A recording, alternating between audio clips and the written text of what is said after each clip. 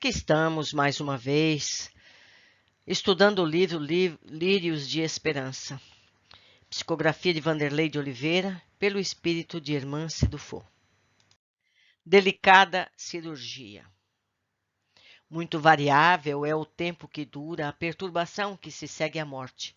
Pode ser de algumas horas, como também de muitos meses e até muitos anos. Aqueles que, desde quando ainda viviam na Terra, se identificaram com o estado futuro que os aguardava, são os que em menos longa ela é, porque esses compreendem imediatamente a posição em que se encontram. Isso está no Livro dos Espíritos, na questão 165. Continuando a história do Marcondes. A ação eficiente dos enfermeiros durante o transporte de Marcondes não o poupou de dores acerbas. Embora em estado de inconsciência passageira, ele se contorcia na maca a caminho do centro de urgência, recordando os quadros comuns de parto iminente nos hospitais terrenos. Atravessamos vários corredores até chegarmos à sala cirúrgica. Empapado em suor e estudando um odor desagradável, foi completamente despido e acomodado na mesa de operações. Dr. Inácio convocou a presença de Dona Maria Modesto Cravo ao bloco. Ele próprio tomaria as medidas de socorro e amparo em posse de instrumentais avançados, guardando certa similaridade de funções com as pinças e fórceps terrenos. Dona Modesta entrou na sala de forma discreta, já devidamente informada sobre o caso, e oramos em conjunto. Tomamos as vestes adequadas ao momento e Marcondes foi literalmente anestesiado. Dr. Inácio colocou a médium uberabense, Dona Modesta, com as mãos estendidas sobre a genitália do paciente. Orientada a tocar a bexiga, ouvimos um sonido como se algo vivo se movimentasse por baixo da pele do paciente. As mãos da medianeira funcionavam como se fossem potentes aspiradores de sucção. Serviço lento e de muita concentração. Enquanto isso, o Dr. Inácio esquadrinhava com profunda atenção a medida em curso. Após 10 minutos, uma coloração arroxeada formou-se em torno das mãos de Dona Modesta. Uma mutação energética desenvolvia-se com rapidez, a ponto de dar liquidez àquela matéria, que começava a escorrer pelas virilhas de Marcondes como uma cera aquecida. A médium acentuou seu poder clarividente e informou que foi um sucesso a operação. Os auxiliares atentos limparam-no com incomparável zelo e respeito. Subitamente, observamos a formação de um enorme inchaço à altura da bexiga urinária. Dr. Inácio assentou Dona Modesta em cadeira próxima para recuperar o desgaste, enquanto nós aplicávamos passes dispersivos em sua aura. Oramos novamente em conjunto, suplicando o amor paternal em favor do nosso irmão. O silêncio era quase absoluto no bloco operatório. O inchaço atingiu vasta proporção. Com habilidade e demonstrando segurança, foram chamados duas integrantes da equipe que traziam um recipiente qual um pequeno berço, na proporção de uma caixa de sapatos. Era uma incubadora móvel. Então, assistimos a um fenômeno singular. Seria belo se não fosse a causa geradora. Com um pequeno e certeiro corte na altura da bexiga, como procedesse a uma cesariana, foi cuspido uma forma ovoide para as mãos de Dr. Inácio, como se Marcondes a desalojasse de suas entranhas por ato inconsciente. Era do tamanho e formato de um abacate e de cheiro repugnante. Em matéria viscosa, com coloração esverdeada, envolvia todo aquele ser. Para quem olha, torna-se difícil acreditar que era um ser humano e encontrava-se naquelas condições. Imediatamente acomodada na incubadora, a criatura de aspecto repulsivo foi levada com atitude maternal e sagrada pelos companheiros das alas do subsolo do hospital. Olhamos para Dona Modesta, que deixava escapar algumas lágrimas de alegria.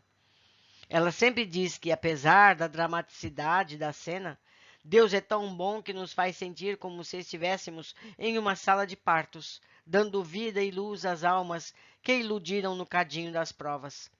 É um parto para a vida, para o recomeço.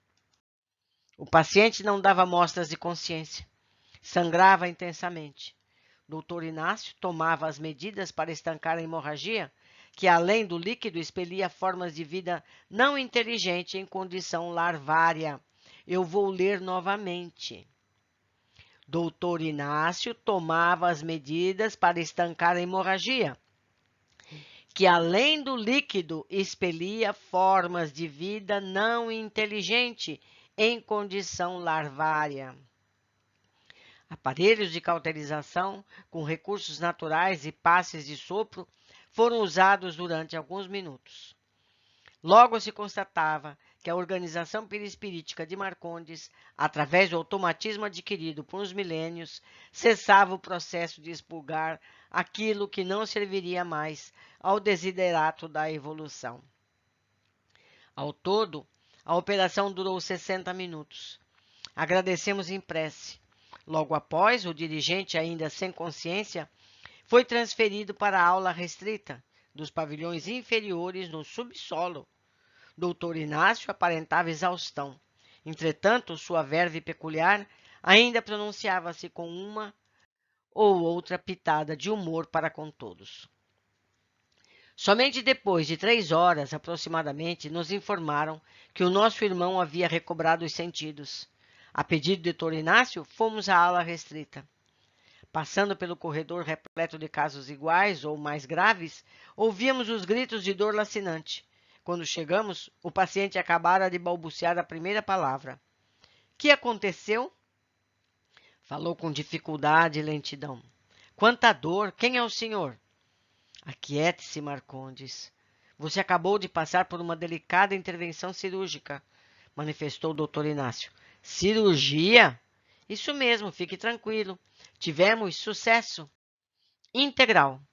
Essa é Rosângela, a enfermeira que vai cuidar de você, e apresentou a jovem cristã, devota às fileiras das igrejas evangélicas na terra. Atenção! Devota às fileiras das igrejas evangélicas na terra. Essa dor não vai passar? Vai ser assim por algumas horas, mas tenha certeza que não será como a dor que teve no corpo físico. Corpo físico? Então eu já morri? O estado de confusão do paciente era imenso. Depois falamos. Procure se aquietar. Saímos e deixamos o paciente a cargo de Rosângela e alguns médicos da ala restrita. A ala restrita do Hospital Esperança abriga casos gravíssimos de almas com extremo apego às sensações físicas ou recém-resgatadas de vales e regiões abismais. São 3 andares de subsolo que chegam a estabelecer elos muito próximos com as vibrações terrenas. São macas e alojamentos adequados a casos de delírios, estados mentais de desequilíbrio intenso. A atmosfera ambiente, até mesmo para os trabalhadores do nosocômio, e de mais difícil absorção. As luzes são apropriadas aos casos em tratamento. Cada ambiente é devidamente acústico, face aos gritos ou gemidos em altos brados, que tornaria impossível o êxito da recuperação. É também arejado o suficiente para impedir as conhecidas contaminações viróticas que ocorrem com frequência nesses estágios de dor. Após mais algumas horas, em plena noite, Dr. Inácio é chamado pelo interfone na sua mesa. Dr. Inácio, é Rosângela que fala. Marcondes iniciou um intenso processo de purgação pela região do umbigo. Devemos utilizar os aparelhos de absorção induzida? Rosângela, o que dizem os médicos da ala? Eles aconselharam esperar mais um tempo. No entanto, Marcondes está com as lembranças do passado em estado muito acentuado. Não para de pronunciar o nome Eulália e já esteve em várias fases da sua vida pregressa. Tem febre? Muita. E o odor? O senhor quer saber se atingiu o estágio enxofre? Rosângela era detentora de excepcional capacidade olfativa e havia feito cursos sobre como reconhecer os estágios de recuperação de tais casos através do odor.